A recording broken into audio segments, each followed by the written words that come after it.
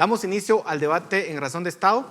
Hoy tenemos a dos invitados para analizar el tema de las Cortes, el sistema de justicia en Guatemala. Tenemos en primer lugar a Andy Yabaloa, analista jurídico de Fundación Mirnamac, y a José Echeverría, presidente de MCN. A ambos, muchas gracias por acompañarnos en esta noche en Razón de Estado. José, empezamos contigo. ¿Por qué el Congreso todavía no elige a los magistrados de la Corte Suprema de Justicia y de la Corte de Apelaciones? ¿Cuál es la agenda que hay de por medio y por qué es importante que se elijan? Sí, yo creo que tal vez la agenda de por medio en el Congreso es una agenda meramente política y creo que lastimosamente la falta de elección de los magistrados de la Corte Suprema de Justicia y Corte de Apelaciones creo que puede responder a dos hechos o dos situaciones concretamente. La primera es la falta de un plazo constitucional derivado a que el 13 de octubre del año pasado, el 2019, finalizó ese plazo constitucional y se prolongó las funciones de esa magistratura y actualmente no hay una fecha límite constitucionalmente a la que estén obligados a elegir. La segunda es la forma de votación que aprobó la Corte de Constitucionalidad. Yo creo que lastimosamente el Congreso lo ha estado usando y lo va a usar seguramente como una excusa de esa prolongación de cuánto tiempo vaya a tomar. Haciendo algunos números de forma fácil, pareciera que son 264 sesiones que se llevará llevar a cabo la votación de esa forma, en donde cada diputado tiene que expresar a viva voz por qué está votando a favor o no vota o no le da su voto a favor por cada postulante. Entonces, ahorita estamos discutiendo, han pasado 6 agendas o 6 sesiones del Congreso donde ha estado agendado el tema y no lo han entrado a conocer. Después de que pasemos de ese, digamos, túmulo en donde empiecen a conocer, se van a tardar más del año en poder realizar esa votación. Es como la excusa perfecta que tiene el Congreso para no asumir la responsabilidad que tiene en el mandato constitucional de realizar esa elección. Pero ¿cuál es el trasfondo detrás de eso? ¿Qué es lo que se pretende, Andy? Evidentemente aquí los rumores que se han escuchado y que pareciera estar confirmados, por favor, no, aquí no es una cuestión de porque la Corte de Constitucionalidad dijo o porque hay una laguna en nuestro texto magno. Aquí está claramente establecido, a mi consideración, que hay una total falta de voluntad para poder elegir. Y en efecto, coincido con José en un aspecto. Se quieren tardar todo el tiempo posible y lo están dejando de manifiesto. Si atendemos, por ejemplo, las posiciones en las que ubican, fíjense ustedes, esa supuesta elección. Siempre en la agenda legislativa, cuando lo agendan, lo colocan de último. Y sabemos perfectamente bien de que si de veras quisieran sacar adelante este proceso de elección, lo deberían de considerar como primer punto, ¿verdad? Muchas de las leyes que están considerando, por favor, son leyes que incluso han tenido en el tintero desde hace tiempo. Aquí la agenda es no elegir para ver, fíjense ustedes, si logran algunos otros cambios en el contexto general del país y así sentirse más protegidos. Es una agenda pro impunidad a nuestra consideración. Ahora, Andy, el punto de José fue la Corte de Constitucionalidad la que abrió esta posibilidad cuando hace casi un año dice que se podía posponer esa elección. ¿Es así o cómo lo tenemos que interpretar? Porque luego la Corte de Constitucionalidad dice, bueno, hay que elegir, ahora sí. ¿Cómo interpretamos eso? Yo creo que hay que tener claridad en un aspecto. Había una serie de violaciones constitucionales y, perdonen, pero no nos hagamos de la vista corta. El 267 de nuestra Constitución es claro de cuál es el papel de la Corte de Constitucionalidad y es velar por el ordenamiento constitucional en este país. Si había una serie de violaciones que afectan ese ordenamiento constitucional, la Corte se pronunció. La Corte no hizo más de lo que la propia Constitución le exige. Yo lo que estoy señalando es que efectivamente hay una responsabilidad ahora, pasado ese proceso, el proceso de amparo, me menciono, o de varios amparos, porque seamos honestos también, hubieron varios amparos a lo largo de este proceso que denunciaron esas falencias. Pero dejando de lado ya esa etapa de esas acciones constitucionales, ha quedado en claro de que estamos frente a una necesidad de que se escoja, de que se elija a quienes vayan a sustituir a quienes están actuando como magistrados ahorita en el organismo judicial. Pero creo yo que es demasiado simplista decir esto es culpa de la Corte de Constitucionalidad y seguir con una narrativa para tratar precisamente de seguir socavando la institucionalidad pública como lo estamos viendo en la actualidad referido a otros actores dentro de la institucionalidad de la Administración Pública Nacional.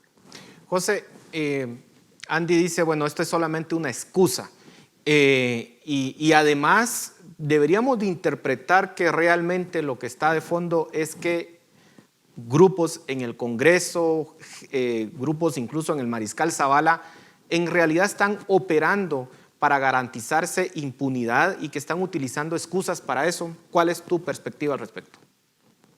Yo creo que hay un punto muy importante a señalar, porque yo creo que debemos ver el proceso de una forma completa, en donde llevamos 18 meses en este proceso. Desde el inicio, desde su convocatoria, el proceso fue impugnado. Yo creo que no necesariamente significa hablar del proceso y señalar cuáles han sido las consecuencias de las distintas acciones, no es intentar menoscabar la institucionalidad, sino yo creo que es lo contrario, es hacer responsable de sus acciones a los funcionarios públicos, en este caso también a los magistrados de la Corte de Constitucionalidad, ante un foro como ese, como de la opinión pública. La falta de evaluación del Consejo de la Carrera Judicial, que fue la razón por la cual se violó el plazo constitucional, ahí la Corte de Constitucionalidad hizo una ponderación, los magistrados le dieron más valor a realizar esa evaluación que al plazo constitucional y a ese cumplimiento del proceso. ¿Qué ocasionó y cómo se realizó la evaluación del Consejo de la Carrera Judicial y qué consecuencias tuvo? Se evaluaron a más de 300 jueces en menos de 30 días. La mayoría de los jueces y magistrados evaluados tuvieron una calificación favorable y muchos de ellos están en esa lista de quienes se reunieron con Gustavo Alejos. Entonces, yo creo que decir que la Corte de Constitucionalidad o los magistrados de la Corte de Constitucionalidad salvaron el proceso de terribles, digamos, inconsistencias, no es del todo cierto, porque las evaluaciones no tuvieron una consecuencia positiva y velando por el orden constitucional que debería ser el rol de la Corte de Constitucionalidad, vemos que ahorita hay un desorden constitucional. Pero, José, es indudable que aquí hay grupos que quieren que la impunidad en el país continúe y que se aprovechan de alguna forma de todo este andamiaje legal que está hecho para garantizar la institucionalidad del país, pero pareciera que estos grupos son expertos en jugarle la vuelta al sistema. ¿Estamos o no ante un ataque de las mafias ante el sistema de justicia? José. Yo creo que definitivamente cuando se abre la puerta a no seguir normas preestablecidas y procesos preestablecidos, le da más lugar a estos grupos que buscan impunidad o que buscan incidir directamente en la justicia, a aprovecharse de esa falta de certeza. Cada vez que se prolonga más el plazo, es más tiempo inclusive de negociaciones espurias, de esos intereses que no son institucionales, entonces no se conocen y prácticamente dejamos de un lado la institucionalidad que busca velar y que busca establecer una constitución con sus procesos y en normar el poder público, algo que no está normado. Y yo creo que esta prolongación, distintas intervenciones en el proceso, le ha dado la excusa perfecta y hasta más oportunidad a ciertos grupos de intentar incidir en algo tan importante como lo es la justicia. Ahora, ¿qué tenemos por delante? Porque ustedes lo han planteado. Aquí podrían pasar literalmente meses sin que se elijan a los nuevos magistrados. ¿Cuáles son las perspectivas? ¿Cómo queda el sistema de justicia del país? Andy. Definitivamente destruido en gran medida, porque podría yo coincidir en que hay un interés de varios sectores de que las cosas continúen tal cual. En lo que yo no estoy de acuerdo es en que se quiera ahí asumir una responsabilidad directa a la Corte de Constitucionalidad, pasando por alto algunas disposiciones que la propia ley de amparo tiene muy bien reseñadas. Pero el tema aquí es nosotros como ciudadanos deberíamos de exigir a los señores diputados del Congreso de la República que dejen de jugar con nosotros, como sus electores que somos y como sus representados, y elijan de una vez. Y que empiece ese proceso, por más prolongado que pueda ser, y que se lleven las sesiones que tengan que llevar, que trabajen, por amor de Dios, los fines de semana o las veces que sean necesarias. Es lo que muchos queremos y que nos gustaría ver, que realmente se ganen el salario que obtienen, pero que lo hagan en pro de Guatemala y del bien común, como lo dice el artículo 1 de la Constitución. José, ¿cómo presionar al Congreso para que esto suceda? Yo creo que es una posición difícil. Yo coincido en el tema de que el Congreso de la República tiene que cumplir su mandato. Yo creo que lo que mencionaba anteriormente es una excusa de forma que está utilizando el Congreso, pero realmente el Congreso está obligado y tiene el mandato de realizar la elección de Corte Suprema de Justicia y Corte de Apelaciones de una forma pronta, porque si bien derivado de distintas acciones se ha prolongado y se violó el plazo constitucional, eso no es excusa tampoco para que el Congreso entonces incumpla con su mandato, porque si no vamos a estar en una dinámica en donde cada organismo puede hacer lo que quiera. Yo creo que sí, definitivamente el Congreso debe de elegir, debe de iniciar. Ya llevan 6 sesiones en donde lo agendan de último punto y sin un interés real de iniciar el proceso. Yo creo que sí tienen que hacerlo. ¿Cómo presionarlos? Yo creo que este es un espacio importante. Con Andy no coincidimos tal vez en todas las ideas, pero en acciones concretas como que el Congreso elija, yo coincido con él. El Congreso debe de empezar a elegir, porque a medida que se va prolongando los plazos, imagínense ustedes que los próximos magistrados de Corte Suprema de Justicia y Corte de Apelaciones vayan a estar en su cargo 4 o inclusive 3 años en su cargo. Ya de por sí el plazo de 5 años a mí me parece sumamente corto. No sé qué magistrados tendrían la intención de estar en un cargo de esos por 3 o inclusive 2 años. Eso sería sumamente, afectaría la institucionalidad del organismo judicial. Se nos está terminando el tiempo, pero hay que hablar sobre el papel del Ministerio Público. Estamos aquí ante un evidente desacato a las órdenes de la Corte de Constitucionalidad. ¿Debería el Ministerio Público presionar para que pueda efectivamente darse esta elección? ¿Cómo evaluamos ese papel del Ministerio Público, Andy? Definitivamente, desde nuestra consideración, creemos de que ha hecho muy poco, que debería de tener un papel todavía mucho más activo en cuanto a la promoción de las solicitudes de antejuicio en contra de diputados, porque efectivamente estoy de acuerdo en que hay una total desobediencia, que eso es lo que existe, a una orden. Les guste o no les guste, es una orden dentro de una resolución constitucional, ¿no? Dentro de un proceso constitucional, y deberían de obedecer. Al no hacerlo, están incurriendo en responsabilidad, tal como lo estatuye el artículo 155 de la propia Constitución.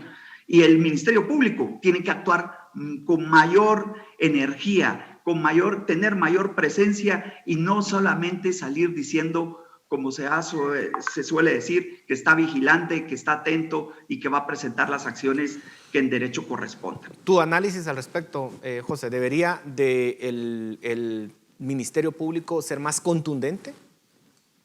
Yo creo que el Ministerio Público tiene que cumplir su mandato constitucional de persecución penal pública de una manera objetiva y sin sesgos. Yo no veo tan claro un evidente desacato, como lo menciona Paul. Creo que el acuerdo que aprobó el Congreso lo hizo de una forma para cubrirse más o menos las espaldas. Entonces yo no creo que la respuesta esté necesariamente en el Ministerio Público. Yo creo que la respuesta lastimosamente cae en la institución que tiene menor confianza ciudadana, que es el Congreso de la República. Pero, José, el tema aquí es que entonces cualquiera puede interpretar, cualquiera puede decidir no acatar una orden judicial. Queda a criterio subjetivo de cualquiera. ¿Eso es válido en una república? Yo creo que a lo que me imagino que te refieres, Paul, es la sentencia de la Corte de Constitucionalidad en donde establecía un plazo para que se iniciara con el proceso. El Congreso, digamos, que inició con el proceso aprobando el acuerdo en donde recogen la forma de la elección y luego han tenido durmiéndolo el sueño de los justos, agendando el tema. Lo preocupante es que le están jugando el juego al sistema, lo que estás diciendo. Prácticamente sí, o sea, entonces por eso creo que la respuesta o el enfoque no está tanto en el Ministerio Público, porque no es claro que exista un delito de una forma evidente, digamos, por parte de los diputados, lastimosamente. Si eso fuera de forma contraria, creo que sería más fácil, inclusive para la fiscal general, porque tampoco puede entrar a presionar si no hay suficiente sustento para ello. Andy, ¿cuál es tu opinión? Al contrario de lo que expresa José, es claro que el Ministerio Público está faltando a su mandato. Una de sus obligaciones constitucionales, artículo 251 de la Constitución, es velar por el debido cumplimiento del ordenamiento jurídico nacional. Eso incluye la Constitución. Y también es un mandato de los diputados elegir a quienes, en este caso, a los señores magistrados. Si los señores diputados no están cumpliendo efectiva y eficientemente ese mandato constitucional, si, como José mismo expresó, están dando literalmente cara vuelta y jugando con el sistema, digámoslo en esos términos. Entonces, aquí lo que existe es una clara violación a ese mandato que ellos tienen y el Ministerio Público debería tomar cartas en el asunto. Para mí, no hay vueltas en eso. Nos quedan 30 segundos. Tus conclusiones, José, y después lo voy a pedir lo mismo a Andy. Mis conclusiones es que el Congreso, en efecto, sí tiene ese mandato de elegir, lo debe de realizar. El problema al que nos afrontamos es que no hay una obligación de cuándo debe realizarlo, hasta qué fecha tiene el límite para poder realizarlo. Eso es lo que nos tiene en este embrollo. Yo creo que hacia ahí deberíamos de apuntar para solventar esa situación y que el Congreso elija de forma que inicie el proceso y no solo lo agende en último punto de agenda. Andy, tus conclusiones. El Congreso tiene que elegir de forma inmediata, de forma efectiva y dar muestras de esa intención al agendarlo en un puesto que sea adecuado y, sobre todo, que no se instrumentalice la ley para buscar justificaciones para no hacerlo, sobre todo eso, y tiene que ser de forma inmediata. Aquí no hay que estar buscándole tres pies al gato. Gracias. Perfecto, muchísimas gracias a ambos por sus aportes. Esperamos que el Congreso cumpla con esa responsabilidad histórica que tiene y que pueda cumplir con la ciudadanía. A ustedes en casa, muchísimas gracias por su atención. Esto es Razón de Estado.